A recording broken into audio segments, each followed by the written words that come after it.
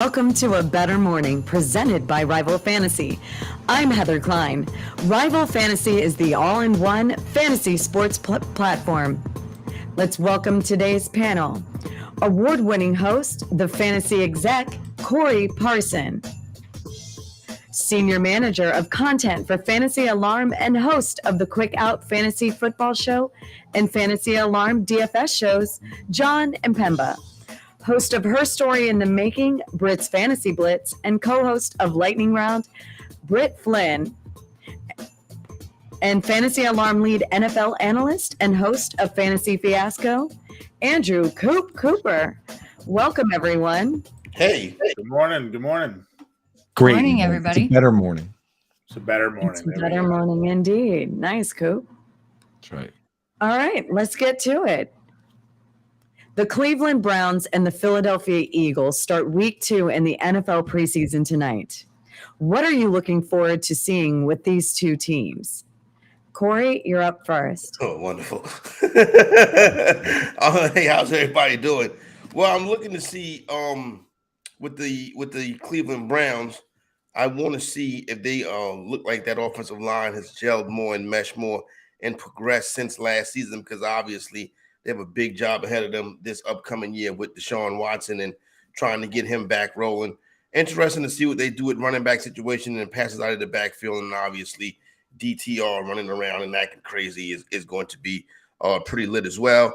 On the Philadelphia side of the football, we kind of pretty much know what the Eagles are, so nothing really too much to see out of the Eagles. Like, I'm not real big watch preseason to see somebody guy, you know what I'm saying?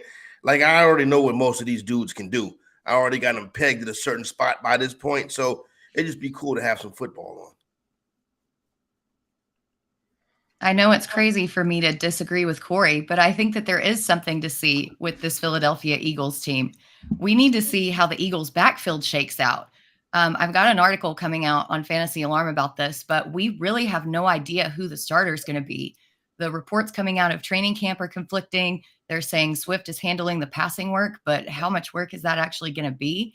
And in the first preseason game, Penny played 16 snaps, but only carried the ball 4 times. Gainwell didn't even play, but he's being touted as the RB1 in some circles. I need to see it. I'm also looking forward to seeing Dorian Thompson-Robinson. I loved him at UCLA, and I feel like he fell too far in the draft simply due to his size. But this guy is electric. He's so fun to watch, and he's really going to turn some heads tonight.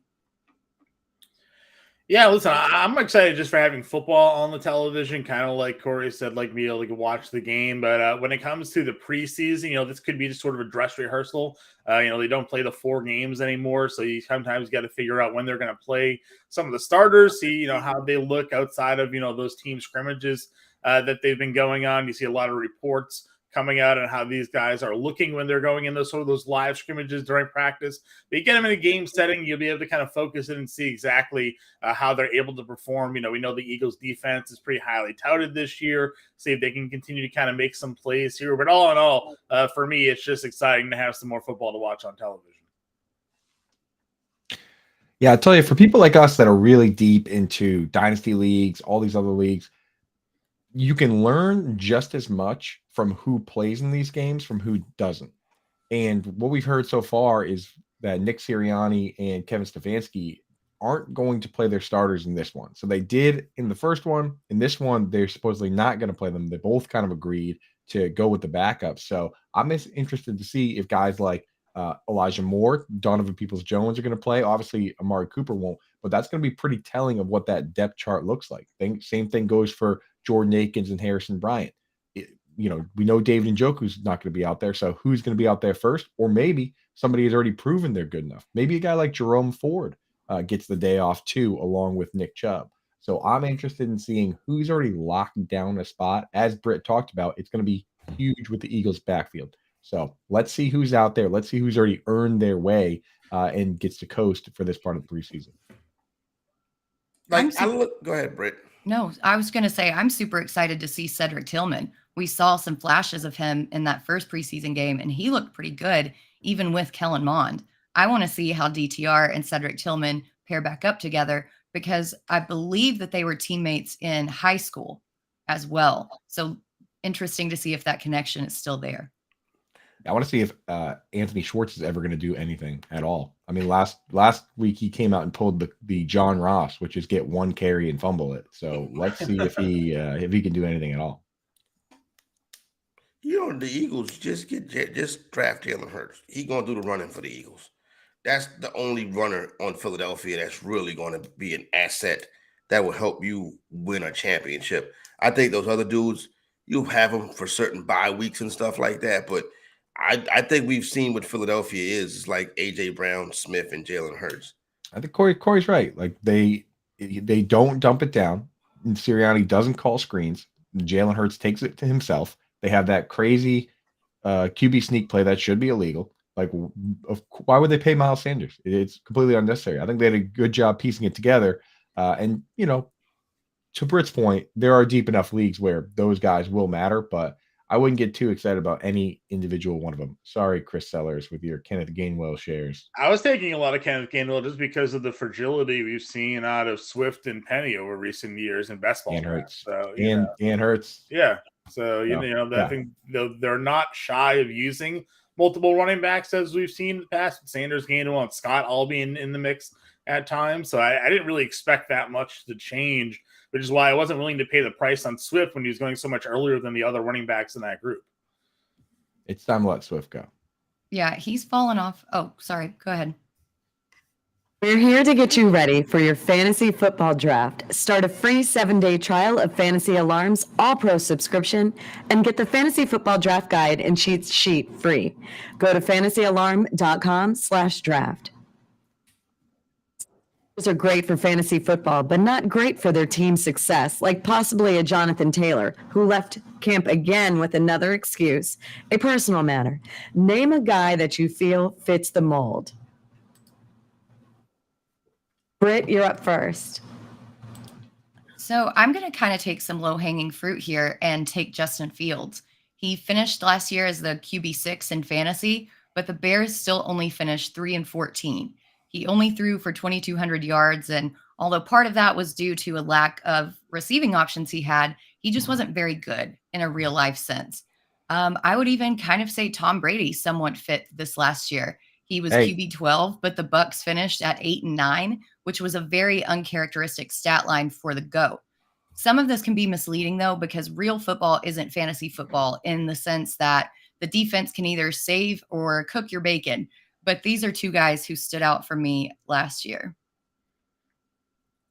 Yeah, you kind of stole my thunder a little bit when it comes to quarterbacks. I went with Kirk Cousins here, a guy that I'm high on for fantasy, but often doesn't translate to actual success for winning football games in the NFL. So I'm pretty high on him in that offense this year. When it comes to the Minnesota Vikings, I think they'll score a lot of points, but I don't necessarily know if they're going to win a ton of games there in that division. They saw that their defense is kind of a paper lion last year. So for me, Kirk Cousins, the fact that he can throw for yards and throw for touchdowns is great for fantasy, but maybe not enough to help that Vikings team get over the hump. All right, I'm up. So the one I'm going to go with here might be a little controversial, but I'm going to say Austin Eckler. This is a guy that, he's great at catching the ball out of the backfield, but he's never had 1,000 yards. And last year, when push came to shove and this team was up against the Jaguars, all they needed to do was get a couple first downs to win the game. They couldn't do it. They need to bring in a complimentary back to go with Austin Eckler to get those short yardage, to get the goal line scores. And that's why they're hesitant to pay this guy, because I think they realize that if the back we have now can't do the full job by himself, why are we going to pay him all this money, right? So Austin Eckler is a guy that is amazing for fantasy football. He was the RB1, but I still think at this moment they need another guy who can do the ground and pound. This guy's never had 1,000-yard rushing season. Something like this can change from season to season. This kind of is like, the way I look at it is kind of like if you got that clutch gene or not, you know what I'm saying? So a player that I've noticed last year wasn't great for fantasy, but had that clutch gene was Jahan Dotson. Now, I don't want people to think that I'm saying that don't draft him in fantasy this year because he's going to be a better commander than he is a fantasy asset. But people are drafting him as a fantasy asset. Last year, Son had 35 catches. 7 of them was touchdowns. Like, that's probably not going to happen again this year. Like, if he has 70 catches, he's not going to have 20 touchdowns. Well, if he does, that'd be a record, and he definitely would be a good fantasy asset. But I think Dotson, from what he showed last year, he was a better fit on the Commodores. I mean, the Commanders than he was for fantasy purposes. I can't believe the team name is the Commanders. The Commodores, the Commies, the Commodes.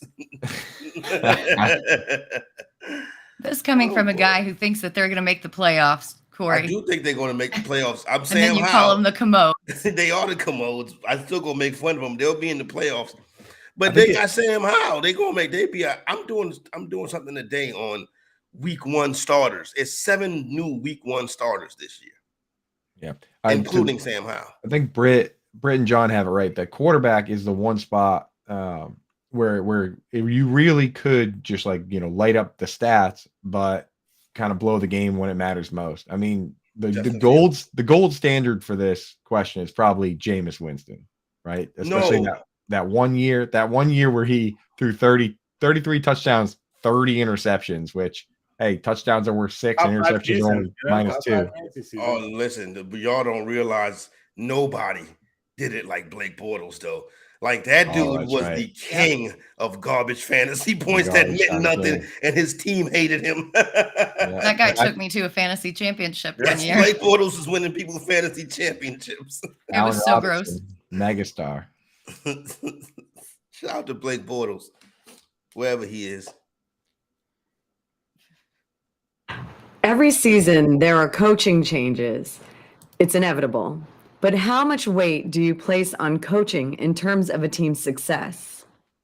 What's more important, the coaching or the talent? Jon, you're up first. Yeah, listen, firsthand last year, we saw the Patriots offense just be a clown show, basically, with Matt Patricia as the offensive coordinator there, because he had no business running that offense as a guy that was a former defensive coordinator. We saw Urban Meyer as a head coach in the NFL just completely tank a season of the Jacksonville Jaguars with his inability to coach at that level. On the flip side, we've seen like Mike McDaniel come over and lead Miami's offense and really change what they have going on. So I do think that there's value in good and bad coaching. We see the Steelers taking a lot of flack with Matt Canada as an offensive coordinator already being on the hot seat after only having the job for a year or two because they don't think his offense has evolved enough to get the most out of their offensive talent. We've seen this time and time again across sports where coaching matters in some sports and doesn't necessarily matter in the other. They say the NBA is not a coach's league. It's a player-driven league, and you have guys that can just kind of sit there and go on rides with the top talent. But I think in the NFL, coaching matters. I mean, a lot of people laughed at Dan Campbell, but it's seemingly he's the one getting the most out of that Lions team. So, how important is he considering how bad the Lions were before? So I do think certain coaches matter, but we don't really know how good or bad these coaches are until they're already in those positions. Yeah, it's interesting because some of these good coaches can be stuck with bad players or even just middle of the pack players for a while and never be able to get it done. Andy Reid, a good example where he was good enough to get Alex Smith to the playoffs every single year until finally they realized maybe they should get an upgrade. And once they got Patrick Mahomes, it was wheels up, right? So the way I look at it is this. You have to have a good coach, but a good coach alone can't do it. Like Urban Meyer is going to bring everybody down, but the players are the ones that play the game.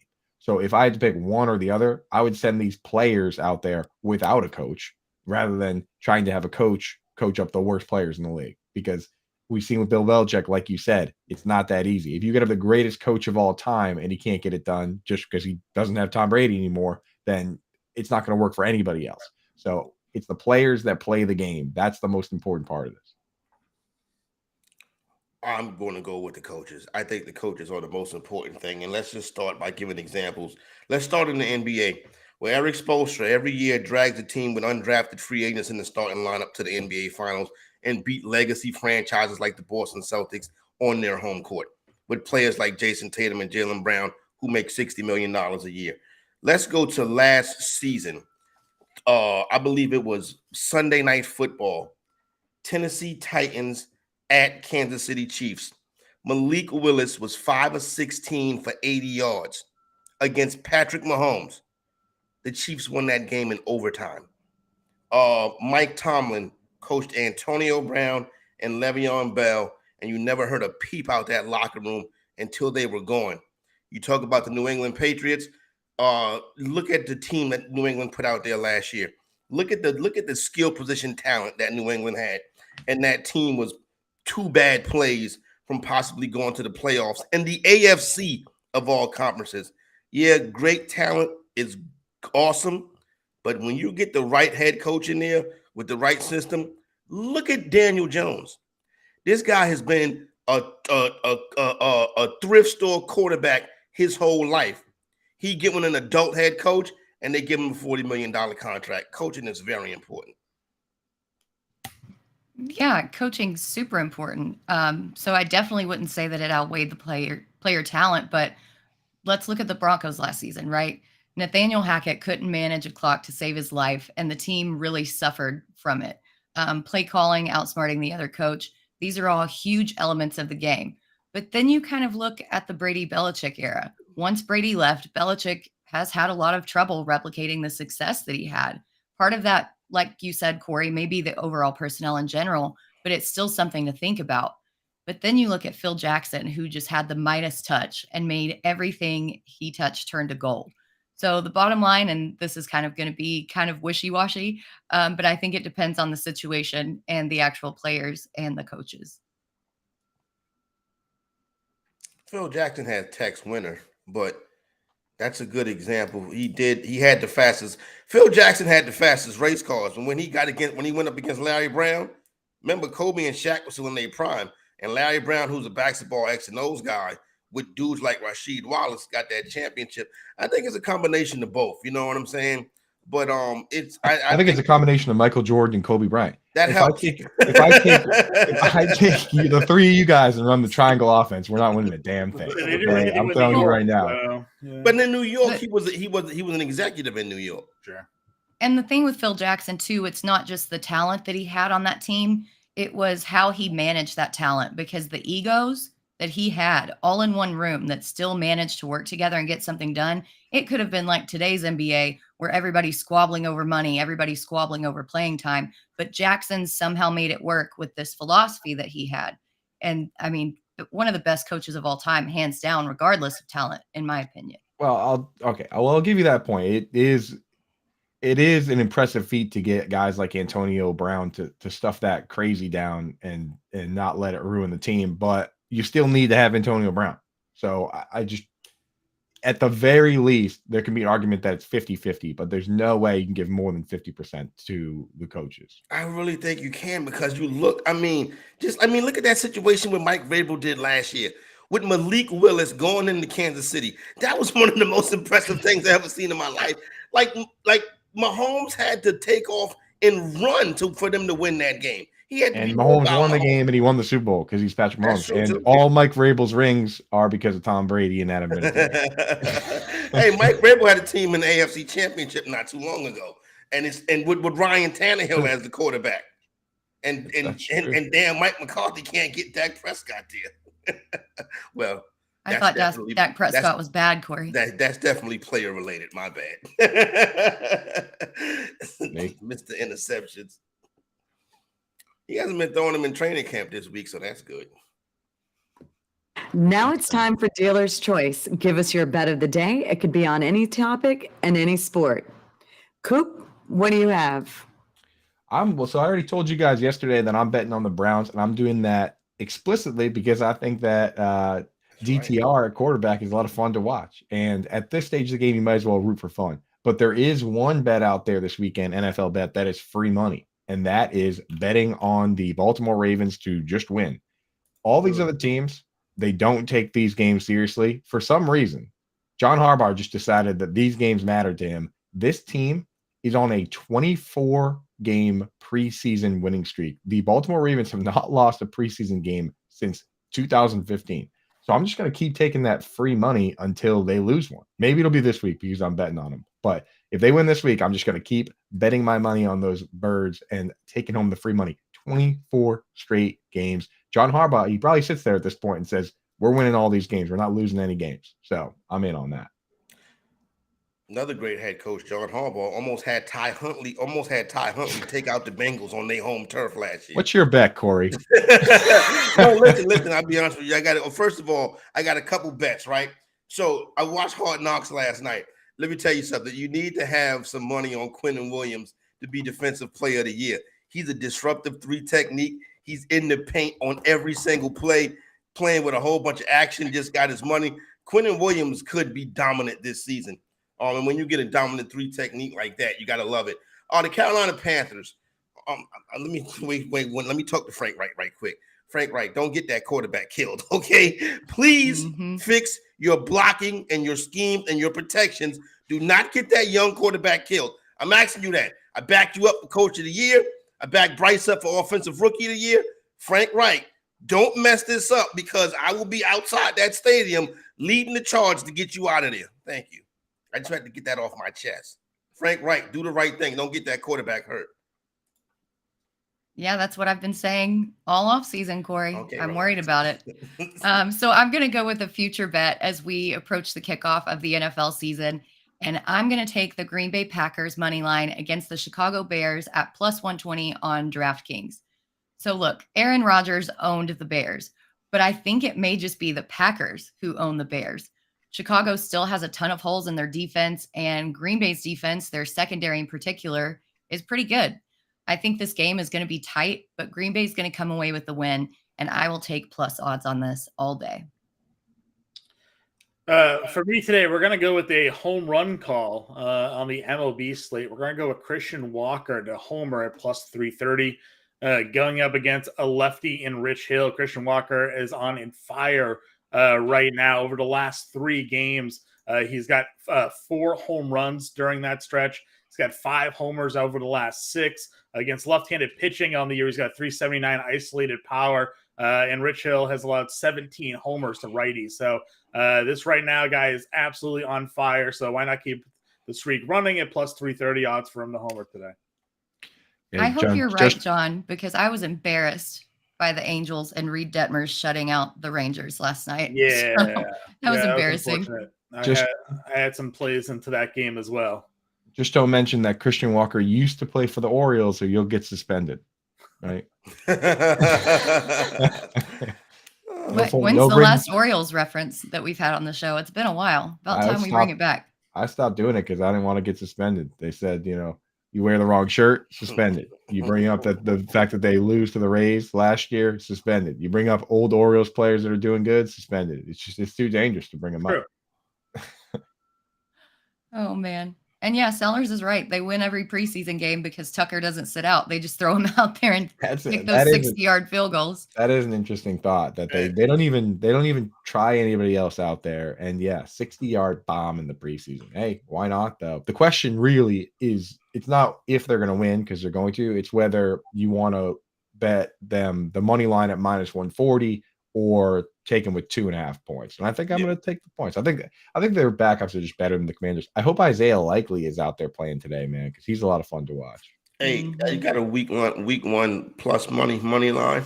The Pittsburgh Steelers at home versus San Francisco. I don't know. I just can't see it. I don't know. That's a tough one. John, what do you think? Because you weren't on here. We've talked about this one before. Yeah. You weren't on here. Do you think that the Steelers can outright beat the 49ers? That's in Pittsburgh, right? That game is in Pittsburgh. Yeah. So, I mean, listen, I don't know. The reports out of camp is like Brock Purdy's throwing interceptions like nobody out there. So, I mean, nobody.